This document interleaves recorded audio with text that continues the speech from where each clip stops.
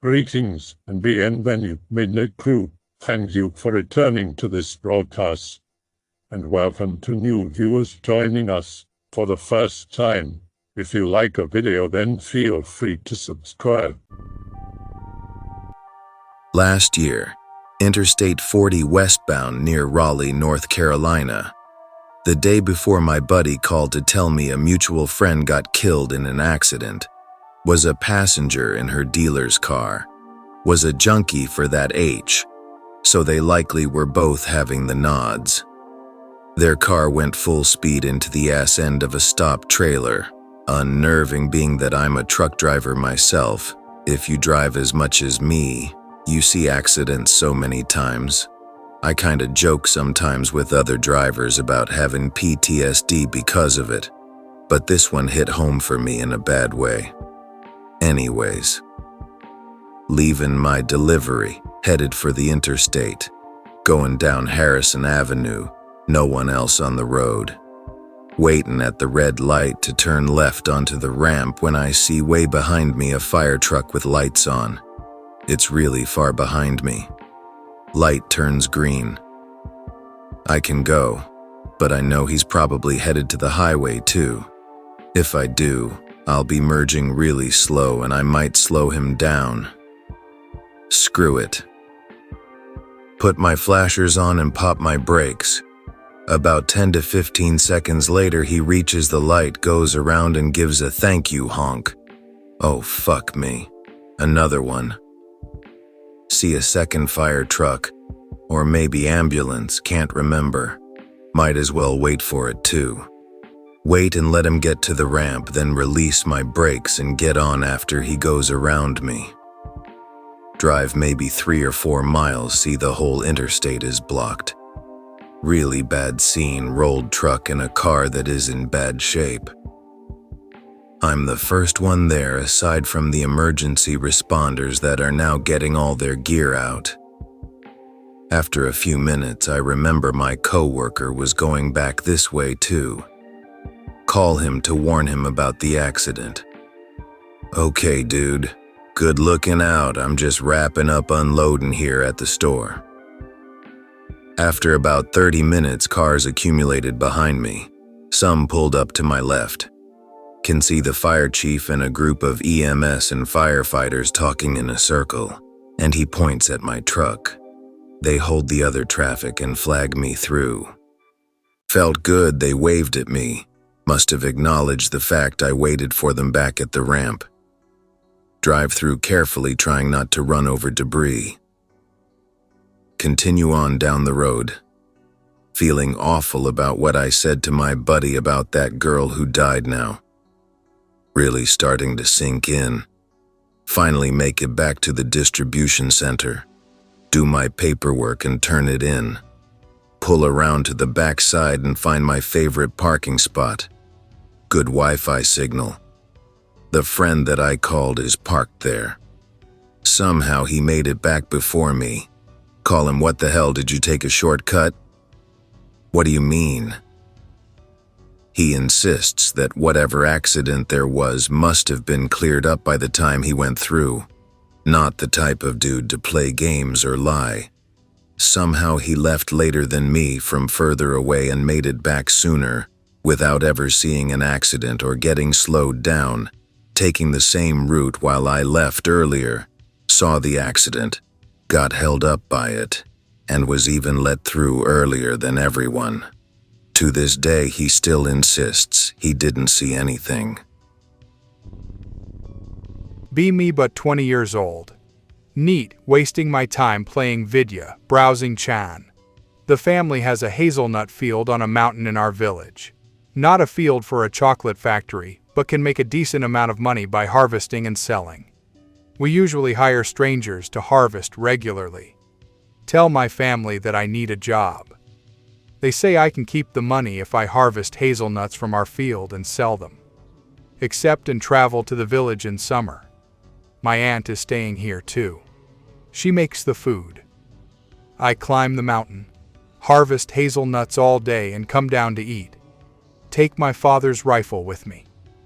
Bears and hogs are known in the area, and also practice my shooting with random rocks, trees. Ended up running out of ammo. Only a few trees left, so I decided to collect them after the sunset too. I finished harvesting and started to walk down, but it is too dark now, and the only light source I have is my phone's flashlight. After a minute of walking, I heard a literal predatory scream. When I looked at it, a shadowy monkey-like creature jumped on me suddenly. I was getting choked. I fell down, tried to reach it with my hands but couldn't. My whole skin started to bleed and I started crying and praying while trying to fight for my life. A light blinded me, and with its disappearance, the creature disappeared too. Run. Washed my face with a water hose in front of our cabinet and went in directly. Aunt said she was worried because I came back late. I told her I just finished all the hazelnut trees. Never mention it again. It's the year 1986.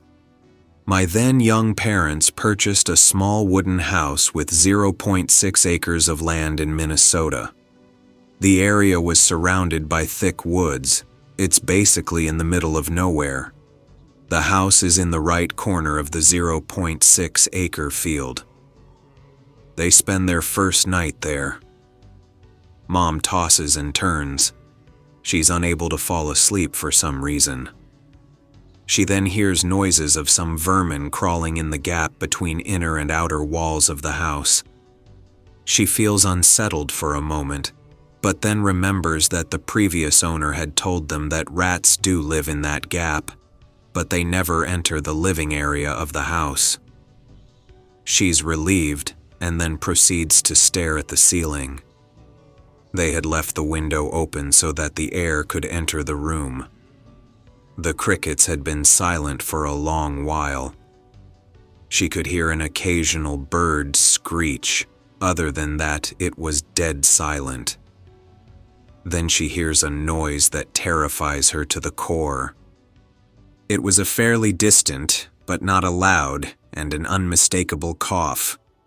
She hadn't flinched and had remained wide awake until what felt like 5 a.m., at which time she fell asleep. The next night, my dad woke up at night and went outside to take a leak. He exits the home and notices something odd. It was late June, so the nights were fairly bright. What he saw was a silhouette of a hunched man with his hands behind his back at the opposite end of their property, walking along the other side of the fence. There wasn't any kind of a path there, only a fence that separated the property from the thick woods. The man was unfazed by the loud noise the door made upon being opened. The man went on walking deep into the forest without batting an eye or even looking towards my dad and the house. Over 30 years later, my parents still own the property and spend the summers there. That was the first and the last encounter of the hunched man that they had.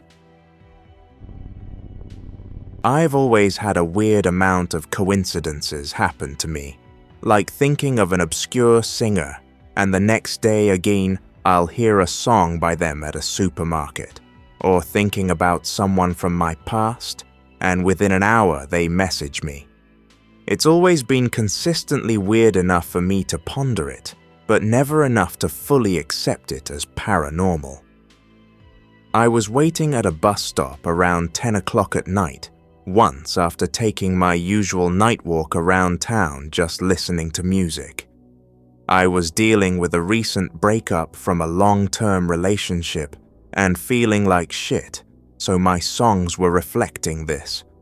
I had been going over the mistakes of what happened in my head and convincing myself that I would never be capable of trying with anyone else again.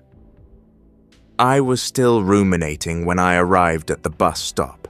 There was a man standing across from me who I didn't pay much attention to, aside from the fact he was staring ahead and smiling. I remember clearly thinking in my head at one point, I just can't change the way I am now. Right after my headphones died, and I took them off, and right after I'd put them in my pockets, the man next to me got a phone call. I could only hear the man speaking, but the call seemed to be about if he'd anything to drink or not. And then he said word for word, "I just can't change with the way I am now." He looked at me with a big smile when the bus came and motioned me to get on first. Be me, about 9 years old. I'm at my widow aunt's house in New Jersey, my uncle's childhood home, who was killed about a year earlier in a construction accident, about 3 months before my cousin was born. I'm sleeping in a bed at the end of a long hall with my head facing down that hall. At the end of the hall, it opens up into an open living room, dining room, and kitchen. I can see directly to the other side of the house, which was the kitchen window and sink, maybe 50 to 60 feet away. My brother, 3 years younger, is asleep in the first room on the left from my room, like 10 feet down the hall. Our dad is asleep in another room, immediately to the right of my room. It's summer, and my dad and aunt were drinking the night before. I wake to noise that sounds like beer bottles and plates being cleaned up.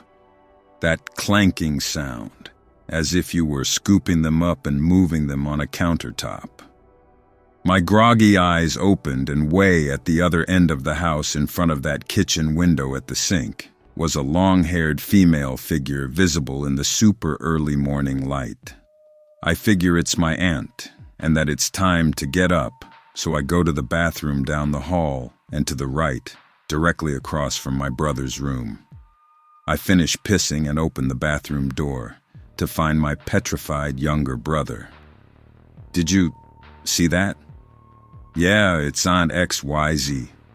"No, it's not. I don't know what that was." At this point, the figure was gone. Still thinking that if it was our aunt, she must be awake somewhere. Go upstairs 2 floors. She's still passed out, in bed with our infant cousin. Our dad is passed out in the room next to mine, the door still closed. We realize it's closer to 5 a.m. than the couple hours later that we both thought. Eventually, everyone is awake, and we get told that we're seeing shit. 13 years later or so, same house. My then infant cousin is now 14. She tells me how she had seen this same thing in the big living room more than once. She had seen it upstairs as a younger kid too, to the point where she was afraid to shower with the curtain closed because it would attack her. My aunt is more forthcoming about this, and tells me that my cousin said she had seen an older woman at the foot of her bed when she was younger. This was the same bed I slept in my encounter, and was her room for several years. At this point, she had 2 more kids, one an infant, the other a toddler. The toddler cousin had seen the same fucking thing, in the same fucking room too. The room and bed I slept in years ago was now the toddler cousin's room. My cousin saw this entity, even in front of my aunt, so it would have been in the room with her, though she couldn't see it. I call my mom, back home in Oregon, that evening, just to tell her about this and how the story my brother and I had was corroborated. I got part of the way through explaining it, and then something I've never heard of, experienced before or since, happened. I was sitting in the same house, on a couch, in the same open area that I saw the ghost years earlier while talking to her. The call abruptly shifts to this gurgling, semi-static glugging sound, the most unsettling sound I've heard in my life. This wasn't just static. The best way I could describe it is if you had a microphone underwater and were dumping a lot of big boulders into deep water, and then ran it through a distortion filter to add static, with some chaotic whistling in the background. I can't even describe it well, but it was unlike anything else. I'm fascinated in a creepy way and kept listening, and it goes on for probably about a minute. The call drops. I give it a minute and call my mom back. My mom answers, "What was that?" "What do you mean, you heard that too?" We both heard the same fucking thing. I've never heard of cell service resulting in something like this, where both parties can't hear each other, but hear this third-party signal like some kind of jamming. We talk about other things. Then I try to continue the story, right when I do, as if my call was being monitored by something intelligent, and it was listening just long enough to be able to discern the topic of what I was going to talk about. It happens fucking again. The same noise, same thing, same approximate duration. I call my mom back after it drops, and we both agree that I'll tell her about everything once I get home. There were other stories too from that house, but less interesting, such as cigarettes in a mirror being lit, but not in real life. Or that toddler cousin, when a little older, saying someone attacked him in that bathroom in that hall that I used in the first part of the story. Water boiling in pots impossibly fast. They moved out of that house a couple years later, but not for these reasons. Some stupid fucking idiots bought it, LOL. Truck driver here, I got some weird ones from the road. I always drive at night. Pull up to four-way stop sign out in the country. Gonna turn left onto 21 South, towards Greenwood. See a car pull up on my right, on 21, adjacent to me, stopping at the sign to wait for me to go. Flash my lights to let him go before me, 'cause I'm slow and all, and I really don't want him riding my ass crack with his headlights in my mirror. He goes straight, continuing on 21, the road I'm about to turn left onto. Do my turn, not really paying much attention to the road ahead, just carefully watching my trailer in my side mirror to make sure it tracks okay and doesn't cross the center line. Almost pulling straight now onto 21. Look back to the road ahead of me. Nothing. No tail lights, no car, nothing. No turns, just the dark road. For reference, I live in a sizable townhouse complex in a semi-urban area. Basically the outskirts of town, you could say, in Ontario, Canada. It's about a half hour past midnight. I'm taking out the trash. I have to walk through the parking lot to get to the dumpster, step outside to a creepy fog. No neighbors outside drinking as usual on weekends. Nobody can be heard whatsoever. Walking to the bin through the fog. Realize it's completely silent. No critters can be heard in the wooded area next to the parking lot. Usually a raccoon or skunk will be seen near the dumpster at this hour, but saw none. Dispose of trash and begin walking with my recycles. Taking the recycling to the other bin for recycles on the other side of the parking lot. I know who the hell thought that genius idea up. Start getting a bad feeling. Start walking faster. Quickly throw recycles into the recycle bin and begin walking back. The silence is freaking me out. Can't even hear the highway nearby. I am very perplexed by the lack of critters or crickets in a wooded area, a stone's throw away from me.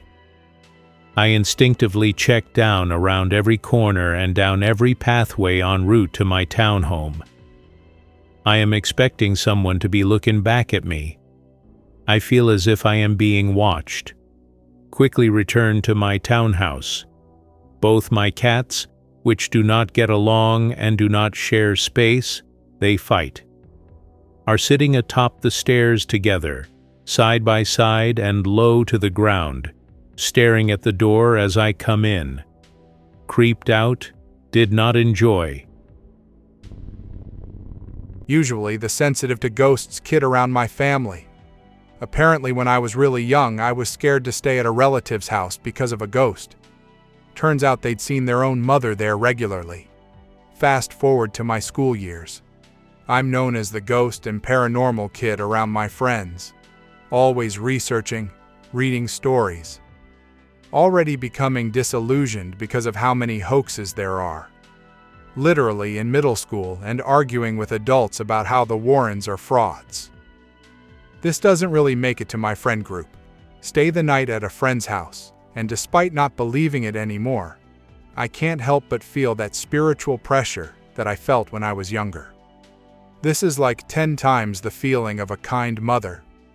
Sleeping out in the living room alone, it felt like there were people just constantly running around, the energy of arguments and yelling lingering in the air. It's hard to describe the feeling, like when someone is in the room with you, you just feel their energy and presence. It was like that, but the energy was like several frantic people all rushing around the room. No footsteps, no sounds, just that energy. Tell myself it's nothing. Plug in my iPod Shuffle and do my best to fall asleep. Don't say anything about this, because I don't want to be the wuss that can't sleep in the dark. I actually didn't like the dark at all. About a year later, having a party at that same friend's house. We're nerds, not even drinking, just playing Halo and eating pizza. Me and 3 others watch as a metal folding chair leaps across the room. It was already closed and leaning against a wall. We watched that thing get flung to the other side of the house, easily 4 feet. All my friends turned to me as the ghost guy. House's owner is like, "Oh yeah, this place is haunted as hell." Turns out there was a murder there and they actually found the murder weapon when doing renovations. Investigate and tried to emulate the chair moving all night. No luck. My first paranormal experience happened a few years ago while I was still in college. Stay at friend's house in his hometown to help with his thesis. Kinda rural, still surrounded with dense forests. Friend lives in a big-ass house with his cousins and relatives. Settled down for the night after a friend showed me around his hometown. Sleep on a couple of thin mattresses on the floor in the living room upstairs. Hear breathing that feels pretty close to my ears. Try not to shit myself. Maybe it's coming from the fan or friend's cousins breathing loudly in one of the rooms near where I'm sleeping. Managed to fall asleep. Still hear breathing for the next few days, but nothing happens. Have a dream one night where I'm still in bed lying on my side. There's an old woman around 10 feet away looking at me. Not even scary looking, just a normal old woman dressed like any old woman from the boonies. Instantly wake up, still on my side. Old woman nowhere to be seen. Get pretty spooked, but manage to fall asleep afterwards. No more sound of breathing after that. Never bring it up to friend. Around 6 months later, hanging out with another friend who can read tarot cards. Bring up the old woman in passing. Friend said he can find out the nature of the old woman using tarot. Turns out she was some sort of guardian spirit. She's checking to see if I was up to no good or not. That's about it. Thanks for reading my first Greentext. This story isn't as good or eventful as some of the others in this thread, but here it is anyway. Be me. Working at a Best Buy, it's overall a pretty terrible job. Talking with a female coworker and claim the store is haunted because I'm bored during closing. Start doing some chants and invocations that I know. A few weeks go by and strange things start happening. One coworker who works at Geek Squad starts saying that she feels like she is being watched and has had things get knocked over when no one was there. One day when we were about to leave and set the motion detectors, they kept picking up movement in the back after we made sure nobody was there. Go back and check. Nothing there. Another night I'm stocking and fixing aisles and hear an item fall down from a shelf. Go over and there's some toy that fell straight off a shelf. Hear another item fall from the shelf in the aisle I was just in. Go over and check. Some headset is on the ground. Assume it was a coworker messing with me. He was in the warehouse on the other half of the store. The feels when I summon some entity that now haunts a random Best Buy. I have a couple. One grade 6. My classroom has a view of a river that separates my city from across the bay. In class one day, looked out the window. See a black triangular airplane or airplane-looking UFO flying. It's following the river. It came from the direction of the city and was following the outline and direction of the, admittedly straight, river. As I was watching, it changed direction. It went upside down and went back towards town. It was completely silent, and no one else in my class seemed to notice it. It was the mid-late 1990s, so I don't think drones were a thing. There was an American air base in a nearby town, though the aircraft was going in the direction of it before it doubled back. 2. I usually go for night walks at work. Don't really hear much besides drunk, high-bored high schoolers or uni kids yelling from their cars. One night, I was walking a route I typically walk. I hear someone yell out, "Hey, it's my name. He lost a lot of weight." Glance around, but I don't see anyone in or around the houses.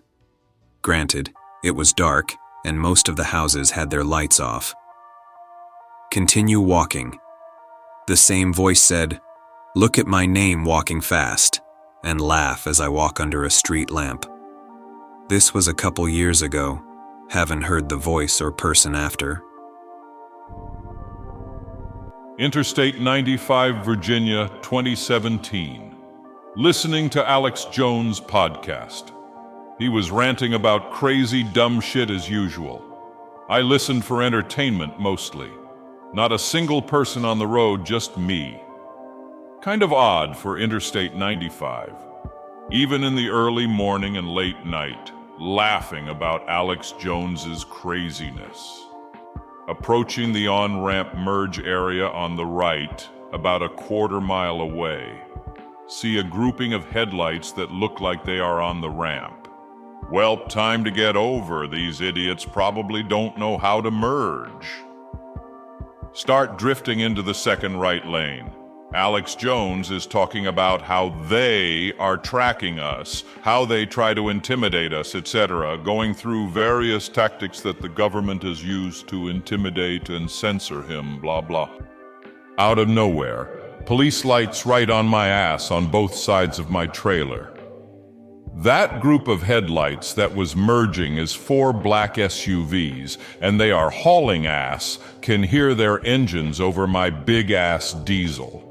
They form a line blocking all lanes in front of me. They all light up with blue lights in front of me and slow me down to about 25 miles per hour.